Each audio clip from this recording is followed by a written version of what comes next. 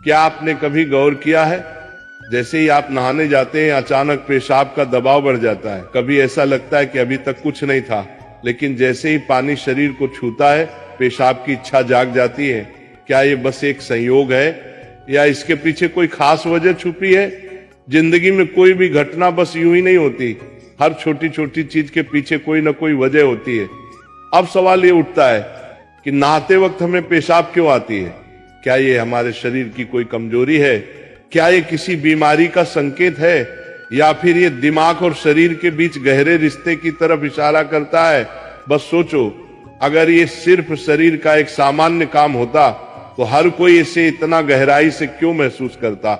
नहाना सिर्फ साफ सफाई का मामला नहीं है। नहाना एक ऐसा प्रक्रिया है जिसमें शरीर, दिमाग और आपकी पूरी चेतना जुड़ी होती है। पानी, जिसे सबसे पवित्र तत्व माना जाता है, सिर्फ आपके शरीर को नहीं धोता बल्कि आपके अंदर जमा थकान, तनाव और दबाव को भी धो देता है। और जैसे जैसे शरीर हल्का हो जाता है उसका दबाव पेशाब के रूप में बाहर निकलता है। लेकिन ये तो बस सतह की बात है, असली कहानी इससे कहीं गहरी है, क्योंकि शरीर का हर अनुभव मन का भी अनुभव होता है और मन का हर अनुभव शरीर में उतरता है। तो जब आप नहाते हैं ये सिर्फ एक जैविक प्रक्रिया नहीं है, ये आपके मन और शरीर के बीच एक बातचीत है। अब सोचो, जब पानी तुम्हारे शरीर को छूता है तो क्या होता है? तुम्हारी त्वचा के हर रोम छिद्र में हलचल मच जाती है, तंत्र का तंत्र सक्रिय हो जाता है। ठंडक या गर्म पानी का एहसास दिमाग को ये बताता है कि शरीर को कुछ छोड़ने की जरूरत है और उसका पहला तरीका पेशाब करना होता है। लेकिन ये पूरी सच्चाई नहीं है, क्योंकि अगर ये सिर्फ ठंडे पानी का असर होता तो फिर जब हम गर्म पानी से नहाते हैं तो ये क्यों होता?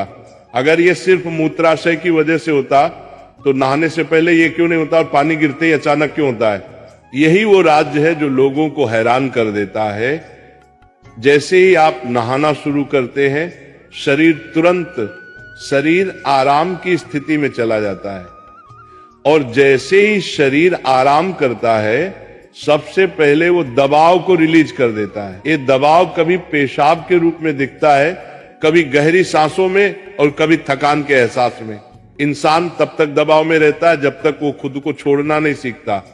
नहाना, पानी में डूबना, ये सब काम इसलिए अच्छे लगते हैं क्योंकि ये आपके अंदर के बोझ को हटा देते हैं।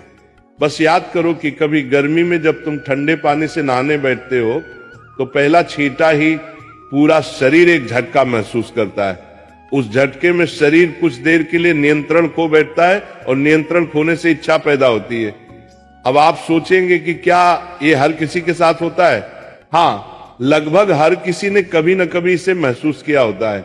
लेकिन फर्क ये है कि कुछ लोग इसे सामान्य समझकर भूल जाते हैं और कुछ इसके पीछे छुपे राज की तलाश शुरू कर देते हैं। और जो तलाश शुरू करता है वो जिंदगी के असली ज्ञान के करीब पहुंच जाता है, क्योंकि यहाँ एक नाजुक बात छुपी है। पानी और पेशाब दोनों एक ही तत्व से बने होते हैं। जब पानी बाहर से शरीर को छूता है तो शरीर के अंदर पानी का तत्व भी प्रतिक्रिया करता है। यही प्रकृति का संतुलन है, ये एक अनुनाद है। शरीर और प्रकृति के बीच रिश्ता आईने जैसा होता है। जो कुछ बाहर होता है वो अंदर भी परिलक्षित होता है। तो जब बाहर का पानी तुम्हारे शरीर से मिलता है तो अंदर का पानी यानी पेशाब भी बाहर आने को बेचैन हो जाता है।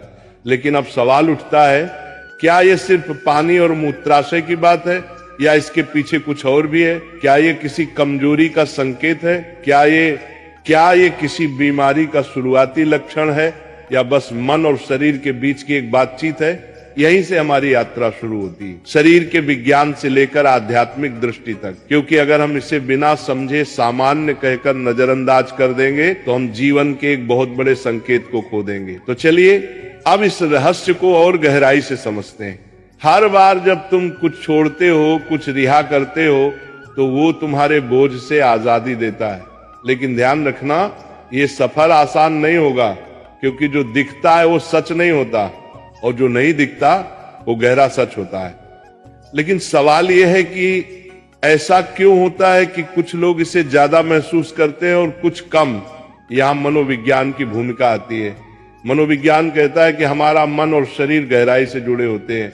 जैसे ही मन आराम करता है शरीर भी रिलीज होना चाहता है। इसे कैथारसिस कहते हैं। सोचो, जब तुम रोते हो तो कैसा महसूस करते हो? पहले तो भारीपन होता है, लेकिन रोने के बाद हल्कापन महसूस होता है। बिल्कुल ऐसा ही होता है, पेशाब आने में भी ऐसा होता है।